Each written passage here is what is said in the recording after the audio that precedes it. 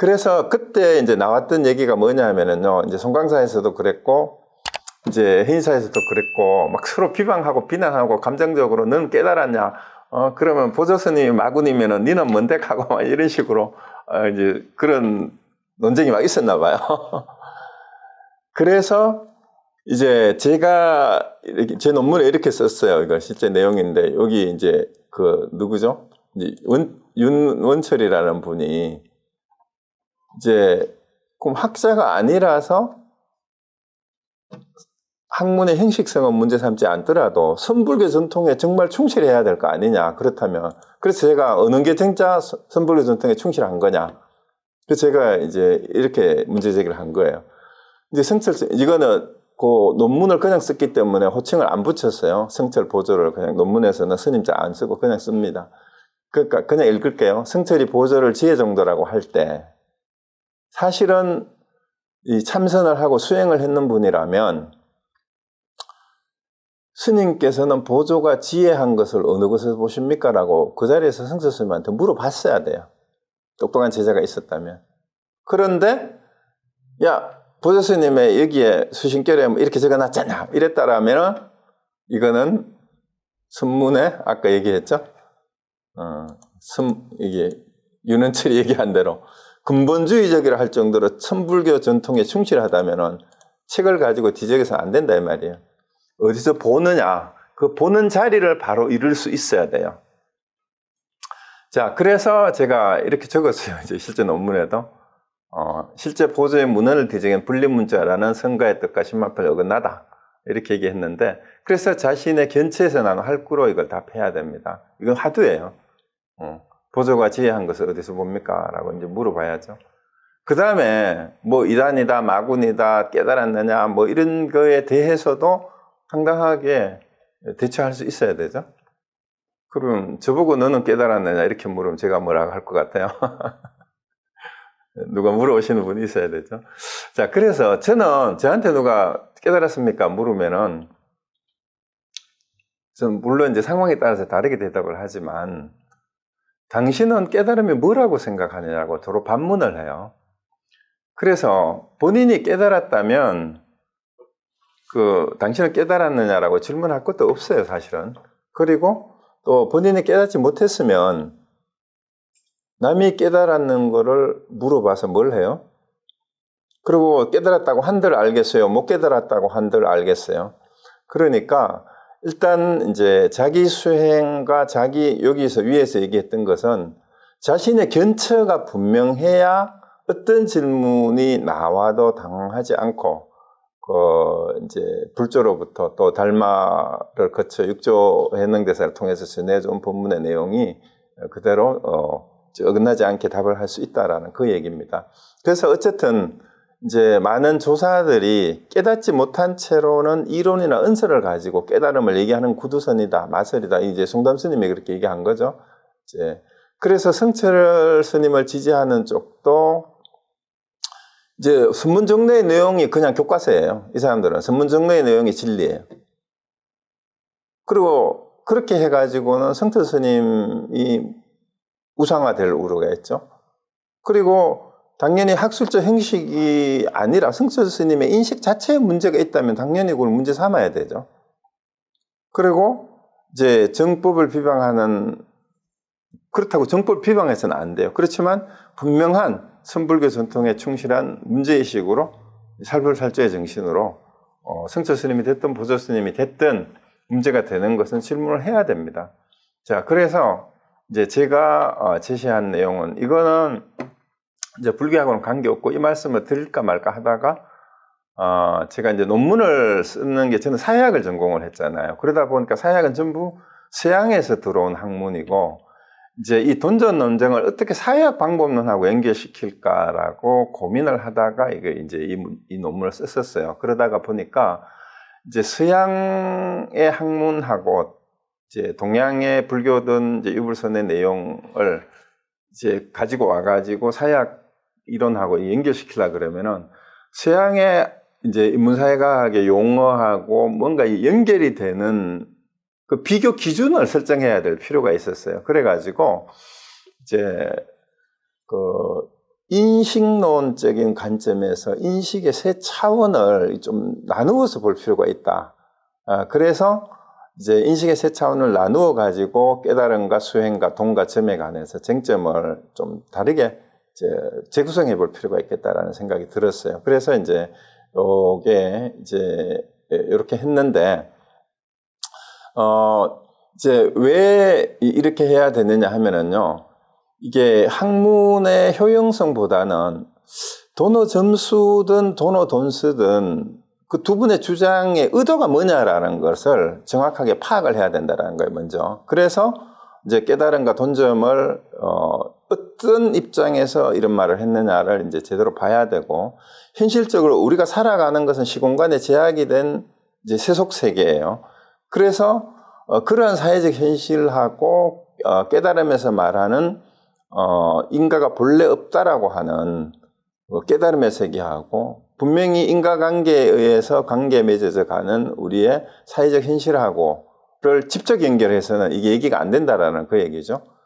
그래서 제가 이제 그 두 가지 부분이에요. 돈점도 없고 인과도 없고 유무도 본래 없는, 그거는 이제 깨달음의 세계죠. 그런데 현실적으로 시공간의 제약과 인과에 매여 있는 사회적 존재로서의 우리의 현실적 존재로서의 인식하고, 이거를 어떻게 연결시키고 이 두 개를 어떤 차원에서 봐야 되느냐 하는 그 부분에 대한 문제의식 때문에 이거를 이제 요 이해를 좀 구분을 해야 될 필요가 있어서 이걸 했어요. 그래서 그러고 또 그 근거가 됐던 게 저도 육조단경에서 찾았어요. 육조단경에 도낭본과 득이본 양쪽 다 이제 내용이 뭐가 있냐 하면은요, 지난번에 잠깐 말씀드렸지만 분명히 요래 도낭본에도 이렇게 나와요. 법에는 돈점이 없지만 사람은 이둔이, 예리하고 두남이 있다라는 거예요. 그리고 미혹한 사람은 점차로 개합하고 깨달은 사람은 단박에 닦는다. 이렇게 돼 있고, 또 뒷부분에 가면 도낭본에도 어떤 것을 돈점이라 하는가. 법은 한 가지이나 견해는 더디고 빠름이 있다. 보는 것이 더딘 것을 점이라 하고, 견해라고 해석을 해도 되고 보는 것이라고 해도 돼요. 보는 것이 더딘 것을 점이라 하고 보는 것이 빠른 것을 돈이라 한다. 법은 돈점이 없으나 사람은 예리하고 두남이 있으므로 돈점이라 한다. 이건 도낭본은 이렇게 심플하게 돼 있는데, 득이본은 조금 더 부연 설명을 해놨어요. 본래 바른 가르침은 돈점이 없으나 사람의 성품은 예리하고 두남이 있어 미혹한 사람은 점차 개합하고 깨달은 사람은 단박에 닦느니라. 스스로 본래 마음을 알고 스스로 본래 성품을 보아서 곧 차별이 없는 것이다. 그러므로 돈점은 거짓 이름을 세운 것이다. 요거는 이제 득이본의 정해 일체품에 나오는 얘기고, 그 다음에 남돈 북점품이라고 있어요. 이제 득이본에는 남북의 두 종이 돈점으로 나누어져서 배우는 사람들이 근본 취지를 알지 못함으로 대사께서 대중에게 말씀하셨다. 그래서 이제 해능대사가 이제 오조 홍인대사로부터 의발을 전수해서 남쪽으로 가라 그래요. 남쪽으로 내려와서 이제 남쪽에는 이제 그 선종이 그 육조로부터 이제 파생된 이제 돈점을 비교할 때 이제 돈오 돈수하는 돈법이 유행을 하고, 북쪽에는 신수대사의 그 제자들이 이제 신수의 수행법을 그대로 따르기 때문에 이제 전법이라고 얘기를 했죠. 그래서 이제 남돈 북점이라고 남종과 북종이라고 아예 두 개 종파가 이제 갈라져 가지고 이렇게 나누어지게 된 현실이 됐는데, 그때 이제 육조당을 기록한 사람이 그렇게 적어놨잖아요. 그래서 학인들이 그 취지를 못하니까 이제 육조해능대사가 이 부분에 대해서 말씀을 하셨다는 거예요. 법은 본래 한 종이나 사람은 남북이 있고, 법은 곧 한 가지나 보는 데는 더디고 빠름이 있다. 어떤 것을 돈점이라 하는가? 법에는 돈점이 없으나 사람은 예리하고 두남이 있으므로 돈점이라 한다. 이렇게 해놨어요. 자, 그러면 여기서 분명한 게, 육조 해능대사가 바로 달마 직전이고 육조 정전이라고 이제 성철스님 계속 그 주장을 계속 하셨잖아요. 그럼 육조단경에 나오는 육조 해능대사의 말에 비춰본다면 돈점이란 깨달음 자체를 두고 하는 말이 아니에요. 즉 사람의 견해, 즉 인식의 더디고 빠른 차이를 두고 하는 말일 뿐이라는 거죠. 자, 그래서 이 깨달음하고 사람의 인식하고 그 관계를 정확하게 구분할 필요가 있다. 즉 깨달음의 세계, 본체의 세계하고 우리가 살아가는 현실 세계를 어떻게 구분해서 연결을 어떻게 지어야 하느냐 하는 그 부분이에요. 그래서 인식의 세 차원을 제가 나누었는데 요거는 제 책이에요. 그 주역사회학이라고 외문서원에서 출판했던 책인데 제가 박사학위 논문을 보완을 해서 단행본으로 이제 출판을 했는 건데 그 2장에서 동양사상과 생산의 비교 구준이라는 이런 이제 챕터로 요 차원을 세 개로 나누었는데 이게 제 책하고 조금 달라요. 왜냐하면 그때 벌써 20년도 넘었잖아요. 20년 동안 제가 그 사이에 조금 공부를 더 하다가 보니까 용어나 이런 것들을 조금 다르게 사용하는 게 더 좋겠다 싶어서 이번에 정리를 하면서 약간 다르게 했는데 혹시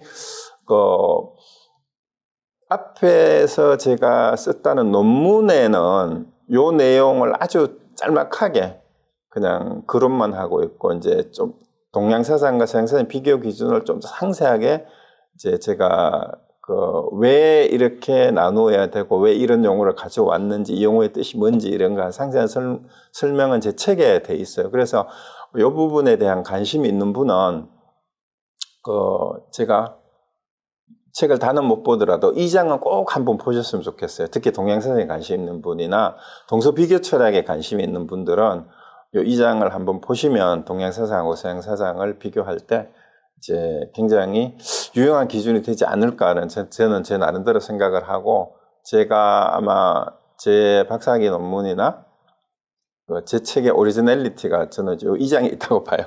근데 별로 사람들이 주목을 잘 안 하는 것 같은데 제가 혼자 지어낸 얘기가 아니라 이제 어떻게 하면은 제가 사회학을 하면서 이 사회학이 전부 서양에서 들어온 수입된 학문이잖아요. 그리고 이론들이 전부 다 외국 학자들의 얘기고 서양 철학에서 영향을 많이 받은 내용인데 동양의 그 사상을 사회학 하는데 가지고 오려고 하다가 보니까 뭐 소통이 되는 그 수준을 이렇게 비교할 근거가 있어야 되겠다 싶어서 이거를 마련을 했었습니다. 그래서 이제 세 가지 인식의 차원을 이렇게 도하고 존재 차원, 시중하고 현존재 차원, 존재자 차원으로 했는데 일단 요거를 잘 보세요. 자인, 다자인, 자연대를 세 가지 차원을 나누어서 봤는데 일단 요 내용을 한번 조금 제가 상세하게 이게 설명을 그냥 하고 넘어가면 헷갈릴까 싶어서 어제하고 그저께 이틀 동안 제 책의 내용을 가능하면 좀 상세하게 요약을 해서 가지고 왔어요. 가지고 왔는데 설명을 제가 요약해서 볼게요. 그리고 주로 이제 존재, 현존재, 존재자라는 말은 하이데거의 존재와 시간하고 그 이후에 사르트르나 후설의 현상학 같은 데에서도 이 개념들이 그대로 쓰여서 주로 하이데거의 존재와 시간이라는 책에서 많이 인용을 했습니다. 근데 이제 이 존재라는 말하고 도라는 말하고 굉장히 유사해요. 그 설명을 보면은 특히 이제 하이데거의 존재와 시간이라는 책에 보면 존재의 보편성은 유개념으로서 보편성이 아니다. 존재자로서 개념적으로 파악될 수 없는 거다. 그리고 존재는 어떤 성질도 덧붙일 수가 없고 어떤 개념이나 서술할 수 있는 게 아니다. 이런 내용이 계속 나와요. 그래서 존재라고 하는 것은 특히 이제 서양에서 독일어로 자인이에요. 자인은 거기 서술할 수 없고 뭐뭐라고 할 수 없는 것이라는 거예요. 그러면 그 두 번째, 세 번째, 네 번째 문단에 보세요. 그렇다면 이제 학문이라는 것은 개념을 가지고 서술하는 게 학문이잖아요. 그러면 존재에 대한 해명이나 존재를 밝히는 이런 학문 세계에서 할 수 없느냐? 그런데 그건 아니라는 거예요. 그러나 이 때문에 존재는 어떠한 문제도 더는 제공할 수 없다고 결론 내릴 수 결코 그렇지 않다. 결론 지을 수 있는 것은 존재는 존재자라고 하는 그런 것은 아니라는 것뿐이다. 여기서 말하는 존재자가 뭐냐면 우리가 말하는 사물이라고 생각하면 돼요. 대상. 그리고 이건 물건뿐만이 아니라 우리가 간념적으로 이제 만들어낸 고정관념화해서 분류한 어떤 범주들 있죠. 그런 것들을 다 존재자라고 생각하면 돼요. 근데 존재는 그런 존재자가 아니다 이 말이에요. 그런 범주로 분류할 수 있는 게 아니다 이런 얘기죠. 그래서 이제 존재가 정의 불가능하다 이 말인데 그렇다고 해서 존재의 의미에 대한 물음을 취소하는 것이 아니다. 이거는 이제 동양식으로 바꾸면 어떻게 돼요? 도나 깨달음이나 본성을 이름이나 개념으로 할 수 없다고 해서 그 깨달음 자체가 추구되지 못한다라는 건 아니다. 이 말하고 똑같잖아요. 그래서 이제 존재에 대해서 학자는 끊임없이 여기에 대해서 계속 이제 연구를 해야 된다라는 거예요.